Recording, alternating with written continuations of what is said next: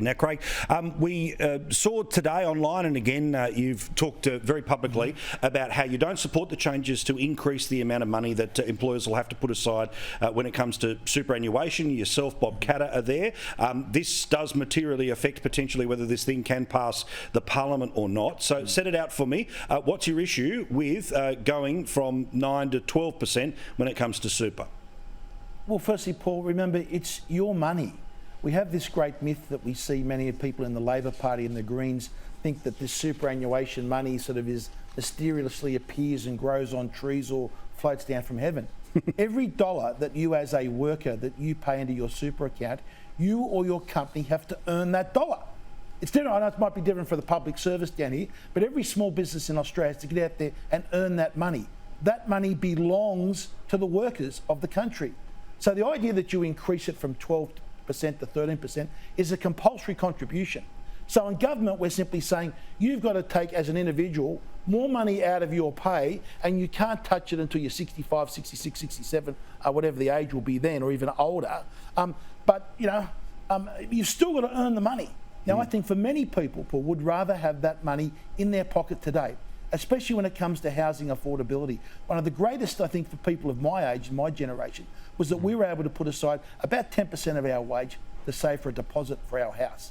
That was the best investment many of us ever made in our lives. And yet today's generation, we're saying, no, you've got to put 10% or more away in your superannuation account. You can't touch it. Then you've got to try and save for a deposit for a house. But here's the thing, when you turn 65 or 66, then you can use it to spend on a house. Yeah, I mean, that's my thing, Evan, too. Again, where we understand what the logic of this scheme was, right? The logic of this scheme was that effectively a lifetime of earnings put to one side means that eventually it can trickle out until you pass away, right? That's the idea, the concept of the self-funded retirement. The only problem, of course, is that increasingly in Australia, it is incredibly hard for people over the age of 40, over the age of 50, let alone getting close to 60, if you lose your job, to be able to get another job. So what are you supposed to do in the no man's land between when you lose your job in your mid-50s and when you can legally access your own money in your mid to late 60s? Exactly right, Paul. And what we know is that super is no longer fit for purpose. The promises of a reduction in the pension rate has just not eventuated.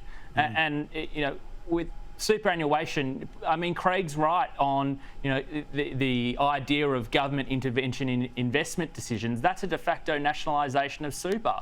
And we can't rely on a future Labor government not to intervene in even worse. We can't rely that a Liberal government will always be there. But how fair is it to ask low and middle income workers to actually put aside money for their retirement when they actually need it now? The greatest asset they'll get in homes. Big industry super fund invests in homes, but you're not allowed to yourself, the worker. It's an outrageous system we have, and it's no longer fit for purpose. Yeah, it is frankly insane.